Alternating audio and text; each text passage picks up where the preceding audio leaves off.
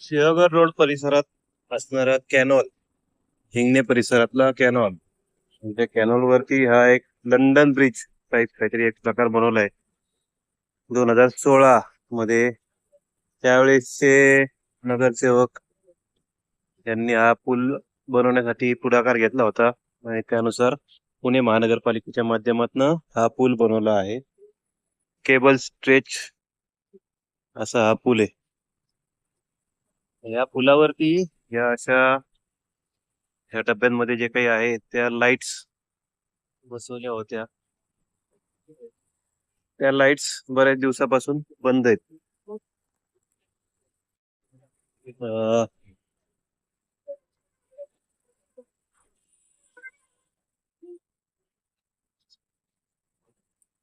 त्या लाईट्स त्या बंद आहेत.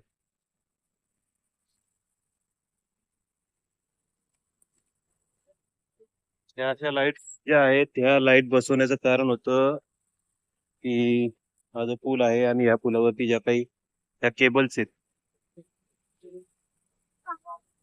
या अशा ज्या केबल आहेत या केबलवरती रात्रीच्या वेळेस सुशोभीकरण दिसावं म्हणून ह्या लाईट्स लावल्या होत्या.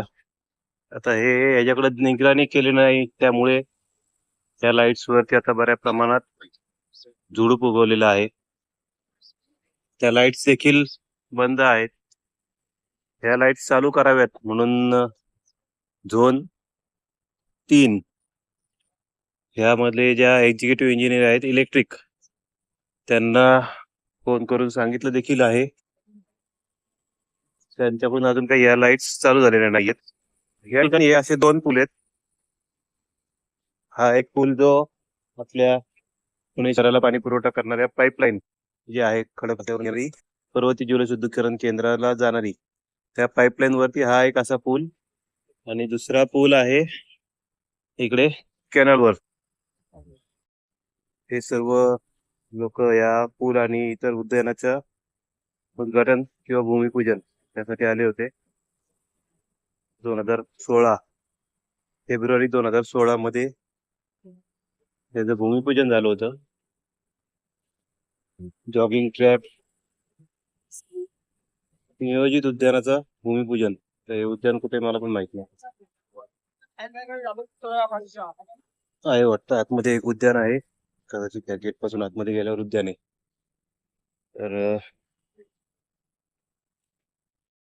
या ठिकाणी याचा जो बोर्ड आहे तो आहे, पण त्याच्यावर काही नीट अजून वाचता येत नाही. कॅलिक असं काहीतरी लिहिलंय त्याच्यावर. कॅलिकचा अर्थ काय होतो माहित नाही.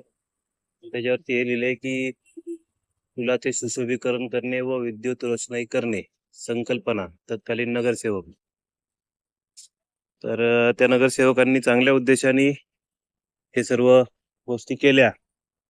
त्याच्यावर देखरेख करणं, त्याचं डागडुजी करणं आणि त्याचे जे काही चालू ठेवणं, हे काम पुणे महानगरपालिकेच्या विद्युत विभागाच्या वतीने करण्यात येणं अपेक्षित होतं.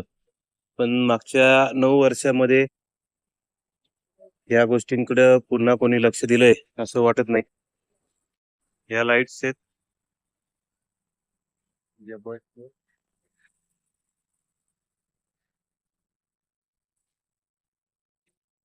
या लाईट्स बंद आहेत. कशामुळे बंद आहेत, मी कधी चालू होणार, हा प्रश्न आहे. ते पुणे मनपा अभियंता विद्युत यांच्यासाठी हे छोटस काम आहे. या पुलावर 12 आणि त्या पुलावरती